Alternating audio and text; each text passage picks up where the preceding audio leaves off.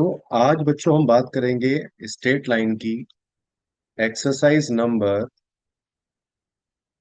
17.5 पर। एक्सरसाइज 17.5। ठीक है, तो चलिए स्टार्ट करते हैं। Question number 1, ML Agarwal. Find the equation of line which makes intercept -3 and 2 on the x axis and y axis. इसका मतलब जो इंटरसेप्ट है एक्स एक्सिस पर वो है -3। तो देखिएगा, इंटरसेप्ट एक्स एक्सिस का मतलब क्या होता है? -3। और जहां एक्स एक्सिस होती है वहां वाई कितना होता है? 0। और जो वाई एक्सिस पे इंटरसेप्ट है वो है 2, यानी कि उसके कोऑर्डिनेट्स क्या हो जाएंगे? 0, 2। अब आप देखिएगा, मुझे इस लाइन की इक्वेशन निकालनी। देखो, इसको निकालने के दो मेथड है। मेथड नंबर 1 है आपका डबल इंटरसेप्ट फॉर्म, जो होती है x upon a plus y upon b is equal to 1, जहां पर एक्स के नीचे होता है एक्स इंटरसेप्ट और वाई के नीचे होता है वाई इंटरसेप्ट। तो अगर हम यहाँ से देखें तो एक्स इंटरसेप्ट मेरा कितना है? -3। तो एक्स अपॉन -3, और ये हो जाएगा वाई अपॉन 2, और ये कितना हो गया? 1। इसको क्रॉस मल्टीप्लाई करेंगे तो 2x - 3y plus 6 is equal to क्या आ जाएगा? 0। और अगर मेथड नंबर 2 की बात करें तो हम इसको 2 पॉइंट फॉर्म से भी कर सकते हैं। तो y - y1 is equal to y2 - y1 on x2 - x1 bracket x - x1। तो ये हो जाएगा 3y is equal to 2x + 6, और यहाँ से 2x - 3y प्लस 6 कितना हो जाएगा? 0। चलिए क्वेश्चन नंबर 2 पे आते हैं। Equation of straight line which passes through the point of 1, -3, जो एक पॉइंट से पास होकर जा रही है 1, -3, and makes an intercept on y axis. Y axis पे जो इंटरसेप्ट है यानी कि बी, अगर हम बात करें x upon a plus y upon b is equal to 1 की, तो जो वाई इंटरसेप्ट है is twice the intercept of x axis. इसका मतलब यहाँ पर ही वैल्यू क्या बन जाएगी? X upon a plus y upon 2a is equal to कितना हो जाएगा? 1। और अब ये लाइन किस पॉइंट से पास होके जा रही है? 1, -3। तो 1/a -3/2a is equal to कितना हो जाएगा? 1। तो यहाँ पे 2a एलसीएम ले लेते हैं। So 2 - 3 is equal to 1, -1/2a is equal to 1। a की वैल्यू आ गई यहाँ पर -1/2। अब इस a को उठा के हम यहाँ रख दें तो मेरी फाइनल वैल्यू क्या आ जाएगी? x अपॉन a है -1/2 प्लस वाई अपॉन, और b है आपका 2a, और a है -1/2, तो कितना हो जाएगा? -1 इज इक्वल टू 1। तो ये हो जाएगा -2x -y is equal to कितना हो जाएगा आपका? 1। तो फाइनली ये बन जाएगा 2x + y + 1 is equal to 0। चलिए जी, क्वेश्चन नंबर 3 पे आते हैं। Find the equation of line passes through the point of 2, 3। यहाँ से पास होके जा रही है वो लाइन, और equal in magnitude but opposite in sign, यानी कि जो एक्स इंटरसेप्ट है वो ए है और जो वाई इंटरसेप्ट है वो -a है। दोनों सेम है बट अपोजिट साइन के हैं। तो क्या होगा? X upon a plus y upon -a is equal to 1। और ये लाइन कहाँ से पास होके जा रही है? 2, 3 से। सो ये इसको सेटिस्फाई करेगा। 2/a प्लस 3/-a कितना हो जाएगा? 1।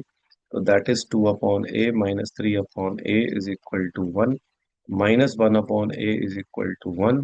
यहाँ से a की वैल्यू कितनी आ गई? -1। अब बताइए, वापस रख देते हैं क्वेश्चन में। तो x अपॉन -1 y अपॉन +1 हो जाएगा ये, इज इक्वल टू 1। तो -x + y is equal to 1। चलिए क्वेश्चन नंबर 4 पे आते हैं। Find the question of line passes through 3, -2 and cut off the positive intercept on x axis and y axis which are in the ratio of 4:3। अब देखिएगा, ratio कितना है? 4:3 है। तो क्या मैं इसको 4k एंड 3k मान सकता हूँ? तो जो एक्स इंटरसेप्ट है वो कितना होगा बेटा? एक्स अपॉन 4k, ये लिखा हुआ है उसने। और वाई इंटरसेप्ट है y/3k, ये कितना हो जाएगा आपका? 1। और ये लाइन कहाँ से पास होके जा रही है, जिस पॉइंट से पास होके जा रही है वो है 3, -2। यहाँ रख देते हैं 3/4 के -2/3 के इज इक्वल टू 1। तो देखिए यहाँ से 12 के आपका एलसीएम आ जाएगा, ऊपर कितना हो जाएगा 9 - 8 के इज इक्वल टू 1। तो के आ गया आपका 1/12। उठा के यहाँ रख देते हैं, तो x/4 × 1/12 plus y/3 × 1/12 is equal to 1। तो 3x + 4y is equal to 1। ये इसका आंसर हो गया भाई फोर्थ का। क्वेश्चन नंबर 5 पे आते हैं। Equation of line whose length of perpendicular segment from the origin to the line is 4 unit. यानी कि आप देखो इस बार हम यूज करने वाले हैं नॉर्मल फॉर्म। नॉर्मल फॉर्म कौन सी फॉर्म होती है, जिसमें ओरिजिन से तो आपको पी गिवन होता है और ये जो एंगल होता है ये अल्फा होता है। तो इसकी इक्वेशन बनती है x cos alpha plus y sin alpha is equal to p. अब देखिए इस क्वेश्चन में जो परपेंडिकुलर डिस्टेंस है वो 4 है, यानी p कितना हो गया 4, और जो इंक्लिनेशन है वो है आपका अल्फा 30 डिग्री। तो बताइए इसकी क्वेश्चन क्या हो जाएगी, x cos 30 plus y sin 30 is equal to 4। तो x √3/2 प्लस y/2 ये हो गया 4, यानी कि √3x plus y is equal to कितना हो जाएगा 8। Question number 6, prove that the straight line whose intercept on the axis are 2 and -3 passes through the point of 4, यानी कि x इंटरसेप्ट कितना है 2 और y इंटरसेप्ट कितना है -3। तो हमारी इक्वेशन कितनी आ गई अब हमें प्रूफ करना है कि that this equation is passing from the point of 4, 3। अगर ये पॉइंट 4, 3 से पास होके जा रही है तो ये पॉइंट इसको सेटिस्फाई करेगा, और सेटिस्फाई करने का मतलब हो गया LHS और इज इक्वल टू क्या आना चाहिए RHS। तो हम LHS में ये पॉइंट रख देते हैं, तो कितना हो जाएगा ये 4/2, और y कितना है 3/-3। ये कट जाएगा आपका 2, ये माइनस के 1, सो 2 - 1 एंड दैट इज 1। तो इसका मतलब ये कितना आ गया आपका RHS। ठीक है भैया।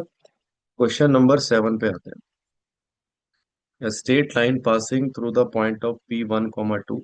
कहाँ से पास होकर जाती है वो 1, 2 से, and the portion of the line intercepted between the axis. देखो ये अच्छा क्वेश्चन है। इस लाइन का जो पोर्शन है intercepted between the axis is bisected at this point, मतलब 1, 2 इस लाइन के पोर्शन को क्या करता है, बाइसेक्ट करता है। तो जरा देखिएगा, क्या मैं इस पॉइंट को a, 0 ले सकता हूँ, और क्या मैं इस पॉइंट को 0, B ले सकता हूँ। तो सोचिएगा, क्या इसमें x का जो कोऑर्डिनेट है 0 + a/2, क्या वो 1 के बराबर हो जाएगा मिड पॉइंट कोऑर्डिनेट्स, और b + 0/2 क्या वो 2 के बराबर हो जाएगा। यहाँ से a कितना आ गया 2, b कितना आ गया 4। तो मेरा फाइनल आंसर क्या हो जाएगा, x/x intercept y/y intercept is equal to कितना हो गया 1।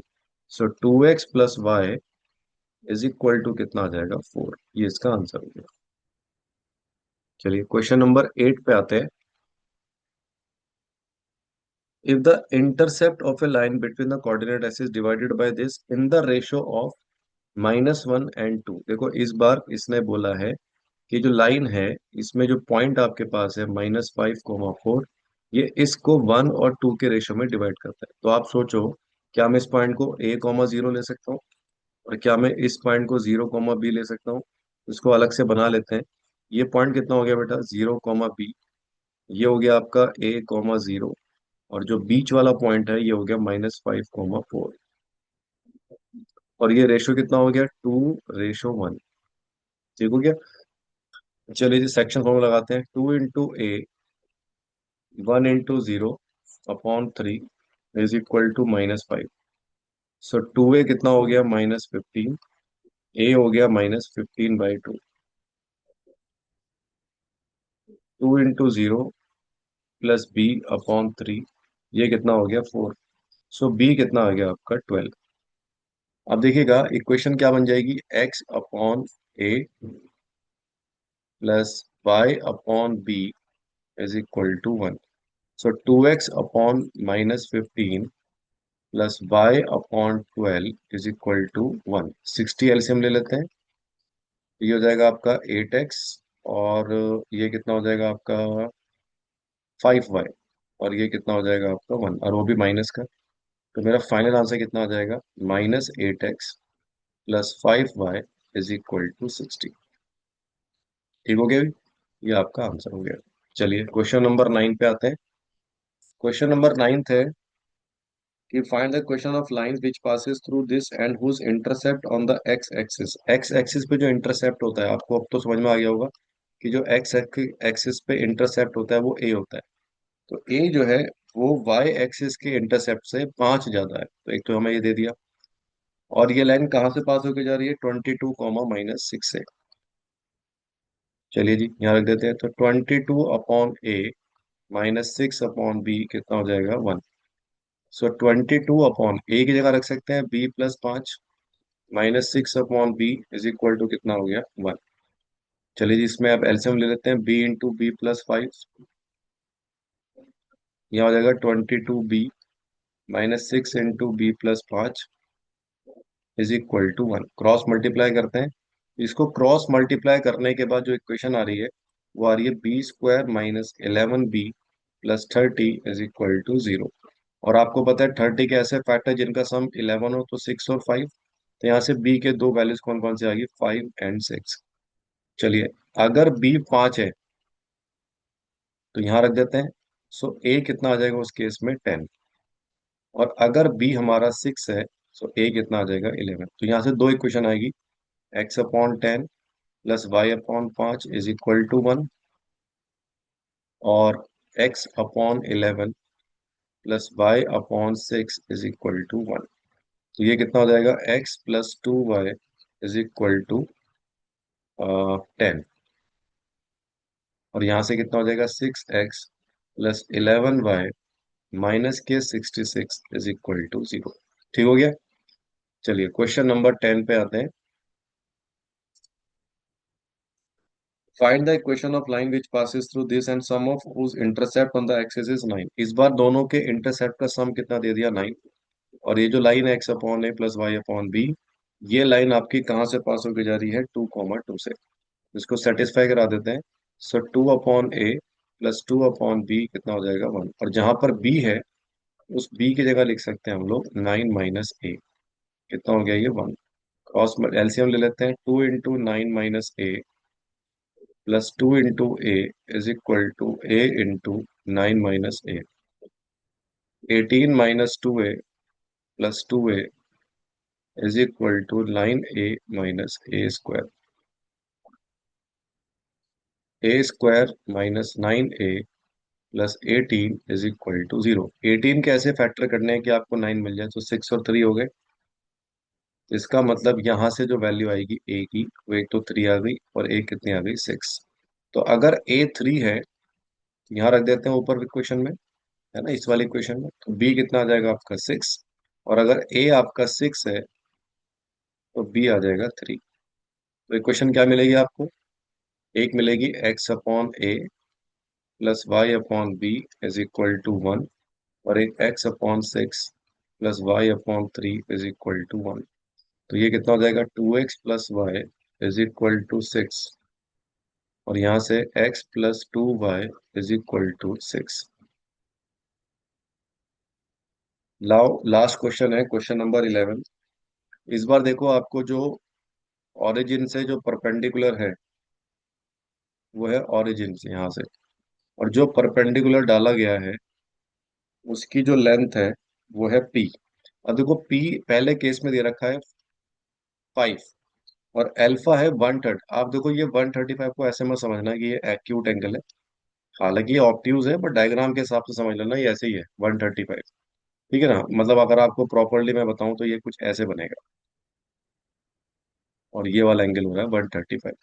कोई बात नहीं, हमें तो फॉर्मूला पता है भाई, अल्फा अगर 135 है तो x cos 135 plus Y sine 135, और ये हो जाएगा आपका पी, पी यानी कि 5। अच्छा एक्स में कॉस 135 को लिख सकते हैं कॉस 180 - 45। हालांकि इसका डायरेक्ट आंसर भी मेरे को पता है, बट मैं आपको समझाने के लिए इसको थोड़ा सा ओपन करके लिख रहा हूँ। ये कितना हो गया 5। देखो यहां से ये हो जाएगा x, अब सेकंड क्वाड्रेंट में कॉस नेगेटिव होता है तो कॉस 45, और सेकंड क्वाड्रेंट में साइन पॉजिटिव होता है तो 45, और ये हो गया 5। तो minus k x upon root two plus k y upon root two कितना हो गया 5। मेरा आंसर आ गया -x+5 इज इक्वल टू 5√2। ठीक हो गया भाई, ये आपका आंसर हो गया। और इसी का जो सेकंड पार्ट है उसमें आपको p दे दिया 1। ये तो बहुत ही सिंपल है, अल्फा 90। यहाँ से क्या बनेगा, x cos 90 plus Y sine 90 is equal to 1। Cos 90 zero होता है तो ये हो जाएगा y into sine 91, that is 1। Answer आ गया y इज इक्वल टू 1। ठीक है स्टूडेंट्स, तो ये एक्सरसाइज हम आज फिनिश करते हैं। अगले लेक्चर में हम बात करेंगे एक्सरसाइज नंबर 17.6 की। तब तक के लिए थैंक यू वेरी मच।